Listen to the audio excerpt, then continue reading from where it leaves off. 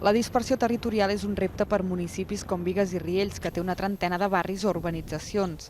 Per tal de canalitzar les seves demandes i necessitats, a finals de 2011 es va crear el Consell Veïnal, un òrgan que el govern nou de Bigues i Riells ara vol reformular amb la incorporació de persones de més entitats que les associacions veïnals. Estem parlant al voltant de 24, però el que sí que volem és que no només siguin urbanitzacions, sinó que hi ha altres entitats que també ens poden donar la seva opinió i que ens han de donar un cop de mà a l'hora de construir que el nostre municipi tingui un creixement sostenible i que en un moment donat les actuacions siguin d'acord per tothom.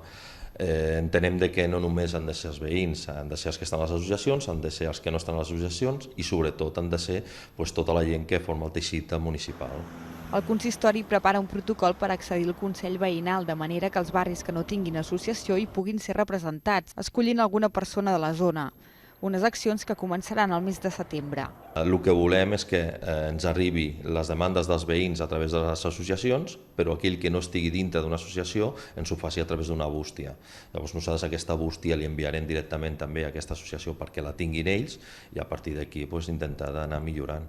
La primera sessió del Consell també es farà la primera quinzena de setembre.